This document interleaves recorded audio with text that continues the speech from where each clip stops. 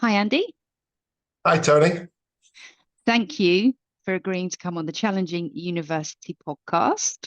My pleasure. My big pleasure. Now, I came across you and your organization because it was a career in tech that actually transforms my life. Mm. And when I heard about the work that Generation does, I thought, oh, definitely need to have you on. So, for the listeners today and the listeners to come, could you please share your full name with the audience and what it is that you do? Thank you, Tony. Yeah, it's an absolute pleasure to be here. I'm very interested as well, very fascinated by what you're doing with Challenging University. I think it marries up um, very well with the support we want to offer as well. So to cover that, I'm Andy Kemp. I'm the Partnerships Director at Generation UK and Ireland. Um, Essentially, Generation exists to help people overcome barriers to employment and launch new careers. How we do that is we run boot camps, as you mentioned, tech, predominantly tech Yeah. boot camps, but other boot camps as well. And it's for people who either haven't had previous opportunities to get into the Yeah. career that they want, Hmm. or have had those opportunities before and have found themselves out of work at the moment. Anyone that's struggling to get into work in the career that they want, we're here to help. Fantastic. And tell me, before we get into some of the detail around how Generation UK and Ireland Yeah. operates, be lovely to know a little bit about what were your experiences because you're helping kind of people Mm. who may not have had a great experience in the education system, for example, or just not been able to access some of the opportunities that other people have. What are your memories, reflections, recollections of that sort of teenage years, secondary school life? Yeah, so happy to share, of course. I grew up in a town in South Yorkshire called Rotherham. Yeah. It's quite a nice town. The school I went to had challenges, but on the Hmm. whole, I had a very nice experience Hmm. there, I think. And um, it's a mix really of I think that certainly I wouldn't say a high percentage of people from there go to university, Hmm. but some do. Yeah. I found my reflections, especially when I think about when I've thought about coming on here, coming on Challenge Mm. University, why did I go to university? I didn't know any other options. I've really thought Right. back, and so Yeah. it's about 20 years ago Yeah. when I was finishing school and going into university. It felt like a given path. I couldn't Mm. tell you of ever coming across another opportunity. I mean, except obviously, people can leave school at 16 and move straight into work. Mm. For me, I didn't feel like the school was saying anything else. I didn't feel like there was another option, and it certainly felt like the right thing. Interestingly enough, I went to university to do an economics degree and never wanted to be an economist, and since Yeah. haven't wanted to be an economist. So looking back, it doesn't look like the right fit for what I Yeah. wanted. As much as I had a perfectly nice time and Yeah. luckily a career since that I enjoy, but I fell into it because of no other option really. Yeah. That's really interesting to hear that as well, because a couple of guests that I've had on recently have talked about cultural expectations for them around for their families. Nana, who came on recently, said he's from a Ghanaian family, and they said to him, "That's where you're going to go, whether you like it Okay, or not." I am great. fascinated by kind of yeah the different places that we grow up in and what the expectations are and the options that are offered. Um, how did you come to work at Generation UK and Ireland? I suspect you didn't start your career there because it's not that No, old, is it? well, no, very good point. So Generation globally has been around now for almost 10 years. Generation in the UK has been here for 4 years. I've been here for 2 of those years in the Yeah. UK. So Hmm. seen us through quite a bit of our growth Yeah. after we were put on such good footing by the people who started us out in the UK, by my colleagues. Um, Post university, I had a mix of recruitment jobs, sales and marketing jobs, mix of different stuff. Yeah. like a lot of people, rethought my choices during COVID. What do I really care about?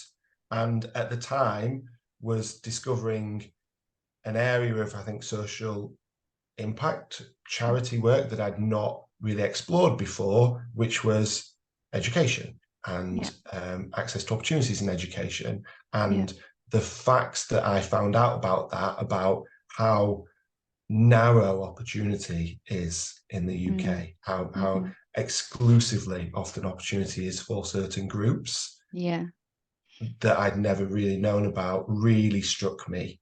And Generations' approach to solving that, which obviously I'll go on to explain, just struck a chord. I loved it from minute one, from reading about it, how Generation and how we go about helping people, from meeting people at Generation. I was instantly thought, this problem that I've come across, which is that opportunity is not equally distributed. This is a good idea to solve this. That's what I instantly thought. Fantastic. And that times really well. And by the time this goes to air, the Social Mobility Commission have just released in the past few days at time of filming their State of the Nation report, which very clearly shows that opportunity is absolutely not fairly distributed. And it's a lengthy read, 300 pages, but it totally underlines that point and I think for people that haven't lived that experience, sometimes you do need the fact to prove that there is a need. So I'd be really keen to understand how Generation is kind of structured and how you are planning to, or how you do go about solving some of those inequality problems. Yes, that would be great. And I haven't read the full report yet. I will. Me neither. I will admit, but it is great to see it. Yeah. And I think that it's hard to track and improve social mobility. Things like that are needed to shine a light and to help people, help organisations understand how they can help. For sure. How Generation operates is essentially, our aim is get people ready for work and into work. So if I can break that down into a couple of steps, essentially it's identify where there are jobs available and skills shortages. Got to start with the end role and what people are going to go into. When we've identified that there is a need, there are jobs available for people in a certain industry, there is a skills gap, we essentially speak to employers in those industries who hire those roles to tell us exactly what is needed on that job. And that is before we even get to designing our training or curriculum. I think the starting point for us is, what will people actually do in this job? Therefore, what skills and training will they need the first day that they get there? So we actually build a training curriculum for people hand in hand with people who do that role, people who hire that role, and when it comes to, say, something like technology providers who provide also technology in that space as well. Go on. Yeah, no, you can see I want to ask a question about this. But you just made me, and it is like the little light bulbs that go off, because you hear we have a shortage of cybersecurity specialists, we have a shortage of cloud solution architects, and some people in power would say, well, the answer to that is to keep people doing maths until they're 18 years old. But those people aren't going to be available to the workforce for however many years. So where are you finding your potential employees or program? What do you call the people that you take through your programs?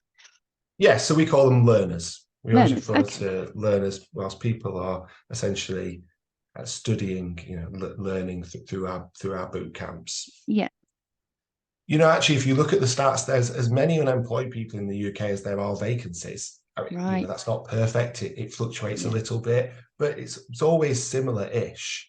I think what we deduce from that when we look into it is that and then if you couple that with the fact that many employers are still looking for skills and for jobs year on year on year and not filling jobs, and actually speaking to companies like us or to government about not having the right skills, you would say actually classic education pathways aren't preparing people for the jobs that we want. You find that in tech, right? Maths is great, doesn't teach you how to be a solution architect, actually, right? So, and I think the point is, if we can find the right training for people and we can deliver that, there are plenty of people looking for work and wanting to work to fill the jobs that are available now. Actually, as you say, how do we find them? Actually going out and reaching people, showing them new pathways is hard. The way that Generation have approached it, we've always tried to link ourselves in with groups that already support people who are out of work or looking for work in their community, in their groups.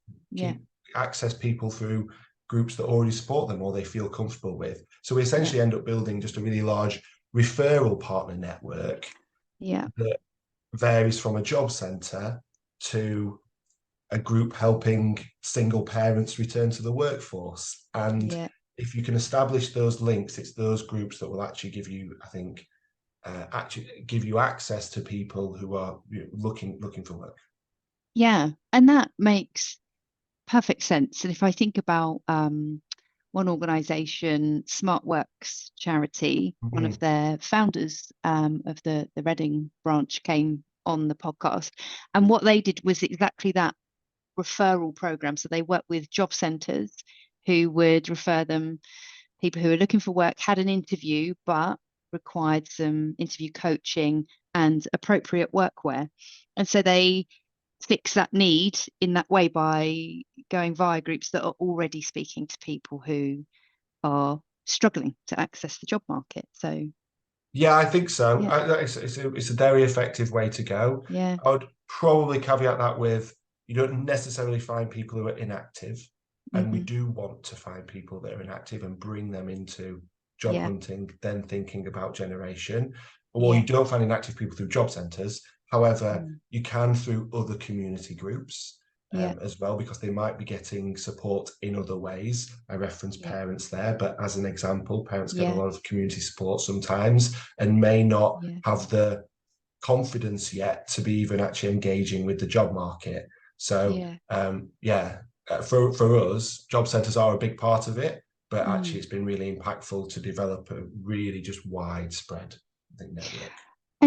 And something that I saw on your website, and it talks specifically about communities experiencing disadvantage. So does that determine where you run your programs, for example? Yes, certainly. We are very lucky enough to be funded to run the programs that we want from a mix of places. Including the Department for Education, as an example, with part of Regeneration to run some programs, and also corporate funders as well, wanting to invest in their local area. And those organisations always have targets that align with ours on areas that we should be looking at. I think a good example would be big business in London that is aware of the benefit they're getting from being based in East London, but the disparity in East London areas that have actually opportunity that people sometimes don't have access to, so they'll look for us to target programs in that area. So I think for us, it's hand in hand with the companies that we work with to do it, identifying areas that I think need support. Yeah. And so you are not solely London based. It's where I'm driving at as well. Yeah, I quote London. So at the moment, we're based in predominantly in big cities around the UK and Ireland. It's a big aim of Generations. I think you'll see this from now and into 2024 with us, is how do we also support people out of the big cities? So, in our first few years, I think we're very happy with being able to reach. We've got programs now that can reach about 50% of people who need it in the UK. Okay. But that's another 50% that we can't reach yet. And that's basically because at the moment we are based in the West Midlands, we're based in the West Yorkshire area, the Greater Manchester area, Edinburgh and Glasgow, and across Ireland as well. And now big aim for Generation is how do we take what we do and support people in other areas as well. And talk to me about how the program's delivered then. If you, and I know you train people into lots of different roles, Mm. but do you have a kind of, can you give me a sense of how a cohort might typically engage with you and be supported by you? Yeah, for sure. So all the individual boot camp that an individual would access is Mm. profession specific. So Yeah, you would pick your one. yeah, I want to specifically be a data engineer or a yeah, cloud architect, for example. yeah.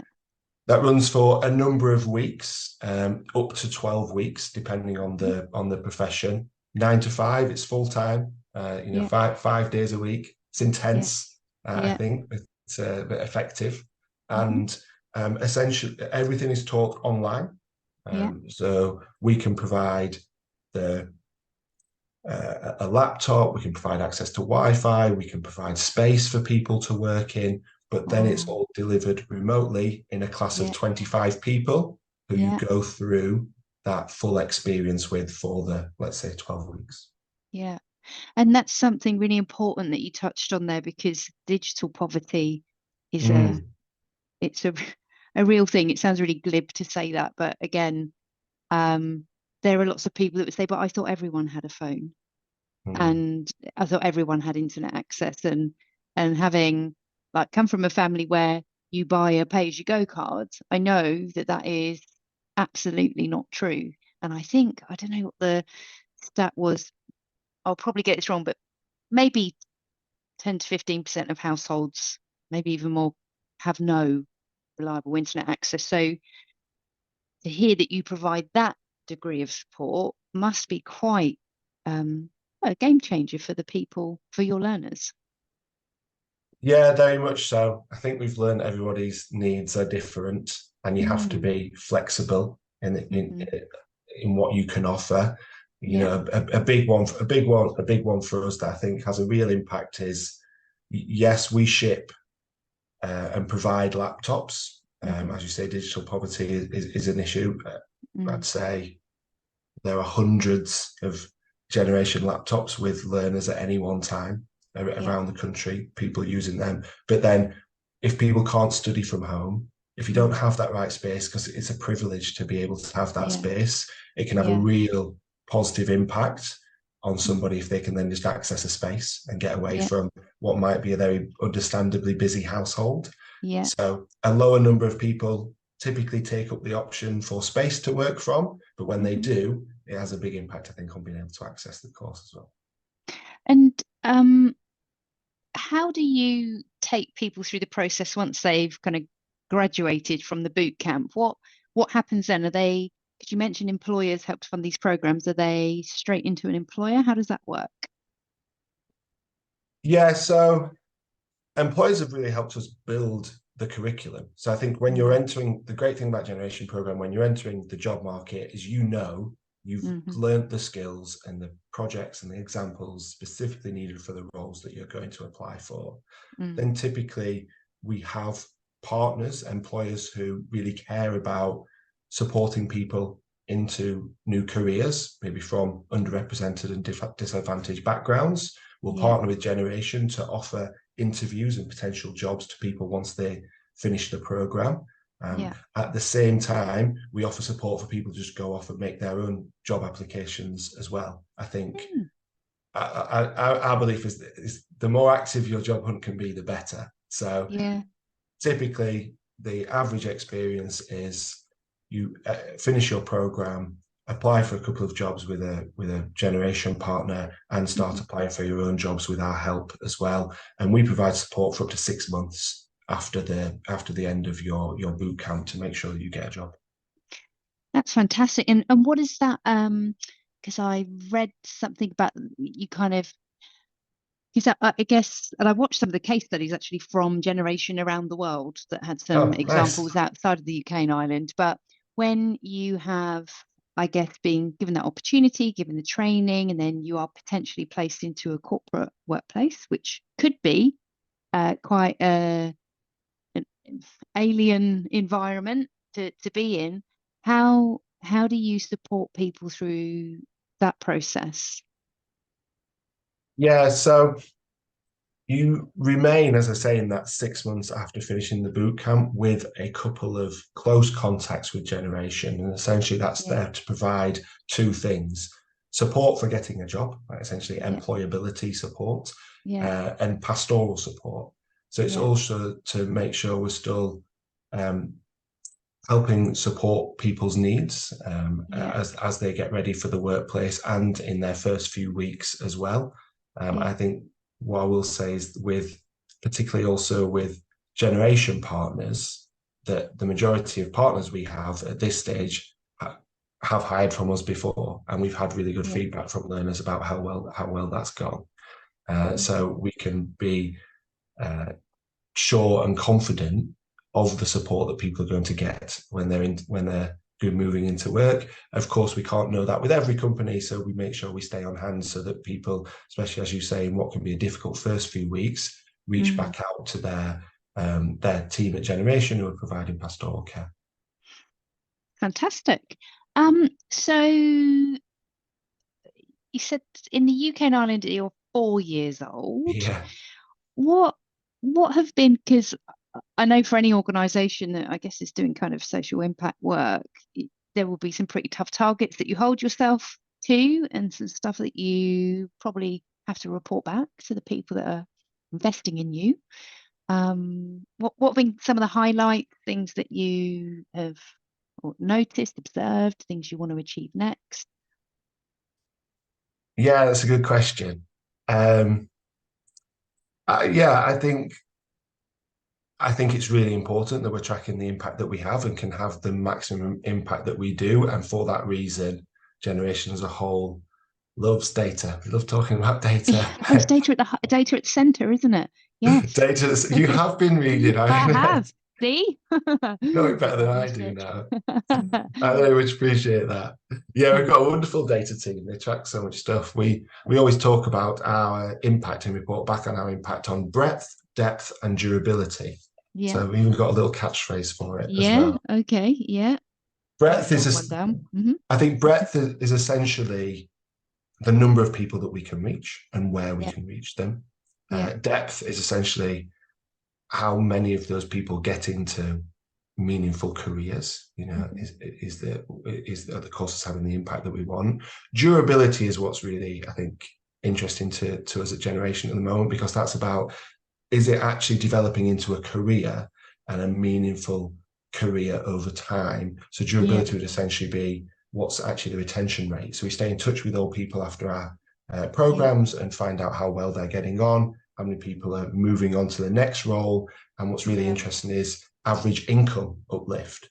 So across all of our programs, there's an average income uplift of more than 3 times, um, Great. between 3 and 4 times. And that really, I think, matters to us, because what what we want to be able to see is that not only have people succeeded at run generation courses compared to the alternative of not being on a generation course, Yeah. what's the impact there?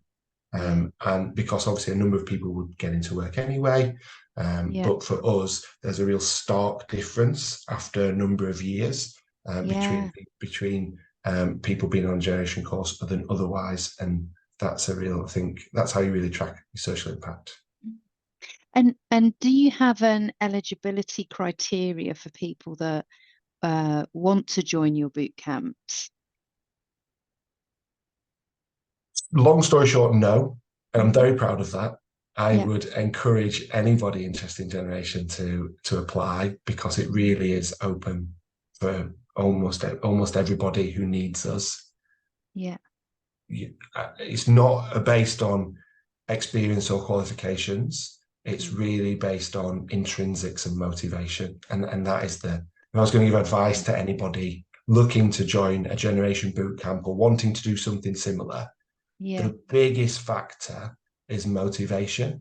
Yeah. Really, have you looked into that profession? Are you sure you know what it is and that you want it and that this is the right move for you? Being able to demonstrate that has such a strong correlation with success. Mm. From our point of view at Generation, you need to have the right to work in the UK, Yeah. because that's where the job will be. Yeah. That's really about it. I Yeah. think, we started out as a youth adult only focused charity, and a Yeah. couple of years ago actually saw the data around people in their mid careers also struggling to get into work. Yeah. I looked at it and really came out with the opinion that, well, our approach can help anybody. It's not based on your age. So Yeah. we lifted our age cap. It's now people of all ages Yeah. accessing generation boot camps, as an example. So it really is open to everybody that faces real barriers to employment and needs us. Yeah, and I think you touch on an interesting point there because might have been VMware, might have been, who had a gender imbalance in their Mm, workforce and sought to address that by reskilling people from different departments. And they found that, funnily enough, when you approach somebody and say, "How would you like to do cybersecurity in as a change from being a financial controller or something, or working in marketing administration," the uptake was really high, but people had not mm, seen themselves in those roles and did not know how to move across. mm. Um, Yeah, so because yeah. you often don't know it until someone approaches you about it. We've got this Mm. really fascinating course about retrofitting. Yeah. Do you know retrofitting? Yeah. Yeah. So essentially, whole house retrofit is essentially the process of making a building more energy efficient in one go. Mm. Big Okay. investment area for the UK. There's a Yeah. big skills shortage of people who know about it because it's such a new way of making our Yeah. housing and building stock in the UK more energy efficient. So we've Yeah. got a program, a boot camp to train people up to be retrofit advisors, and Right. it's got the highest proportion of people in their mid or later career than Right. any of our other programs. And the amount of people you meet on that program who Yeah. they just care about the climate, care about the environment, didn't Yeah. know how to get into it or how to get Yeah. started because they've had other careers and those careers aren't working out for whatever reason now, Mm. and really want to make a difference, make an impact, and have jumped at the chance to change careers at Yeah. whatever time in their career, and have gone for that program. So that program's got a real high take up from people in mid career. Wow. And I have to confess then, when you firstly said retrofit, and I was thinking, well, yeah, like when you retrofit something, like you modify a car, but that is not what you're talking about. No, yeah. No, this is a new green, making our office space more sustainable, an existing office building Yeah, being and more housing sustainable. stock and office buildings. So Ah, if you look oh, around, if you look around for say whole house retrofit, yeah, you'll see yeah, that there's a big, still in the relatively early stages yeah, investment, but big investment from government to change all our housing stock. I mean, housing stock in the yeah, UK accounts for like almost 30% of our emissions. It's one that wow, kind of goes under the radar, yeah, and retrofitting of housing stock is yeah, a big way of literally making let's say a home go from an yeah, E to an A like in one yeah, go. And it's not an easy process, but one yeah, that is going to be happening a lot in the UK in the coming yeah, years. And we're helping to fill the kind of skills shortage of people just knowing what it is and getting into that as a yeah. career. That's fantastic. Right, just making copious notes here. Please. As you director of partnerships, yeah, Yeah, yeah. that's me. What does the ideal partner look like for you if they're going to work with Generation? Oh, that's a good question, isn't it? Really, really good question. It is. I think that it's a hard question to answer because the honest truth is all businesses are at a different stage of the journey. Mm, And there are businesses who aren't quite sure how to widen access to opportunities yet, but want to. And I yeah, think that's totally fine. There yeah, are businesses who have worked with us for several years, hired dozens of people yeah, who otherwise wouldn't have access, and have set up lot of support for those people as well. I think the ideal partner if to be very honest, is an organisation who has recognised their own challenges and is willing to make changes to be able to widen access to opportunities. And that can be really simple things, from changing the way that you write job adverts and where you advertise for them. Removing that you need a degree from a job ad when loads of them you don't. 2-1 from a great university, it's not needed for so many jobs. So I think the ideal partner for us is just one that's recognized they need to make changes, such as those simple ones or bigger ones, to be able to widen the diversity of their workforce and increase the social impact they have. Awesome. And what's next then, Andy? What's next that you can talk about? Yeah, good question. So really next, tomorrow, is actually the launch of Generation UK and I's social impact report. We're releasing a social impact report of the support and we've given people and the impact we've been able to have over our first 4 years in existence. We're all very excited about that. Really diving into it in such detail, I think, shows us where we can go next. And one of the big things from that is understanding what barriers do people face, and making sure that whatever barrier you face, you get the same experience and outcome from Generation. So we've identified a wide number of barriers that people face. Then that ranges from people being from an ethnic minority background, female, low socioeconomic background. We've talked about age. It could be age and struggling to get into the workforce as well. There's a real mix. And actually what this report has shown is that most people, a large number of people who access Generation courses actually face multiple barriers at once.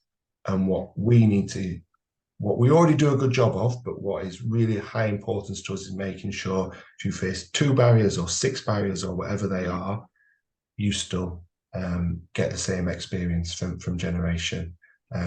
How we do that is essentially getting to know those people and their outcomes and their needs, and making sure that our courses are as flexible as possible and provide for everybody.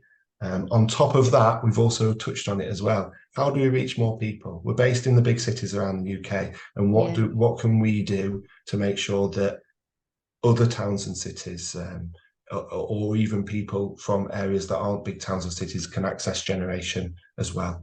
So they're the two things top of our agenda. Fantastic. I'll put links in the show notes on where people can find Generation, how they can connect with you. A question that I do always ask, actually, which often gives people some really useful insights. So quite an open question, is for you personally, what do you think has sort of held you in good stead throughout your career? What's held me in good stead? Good question.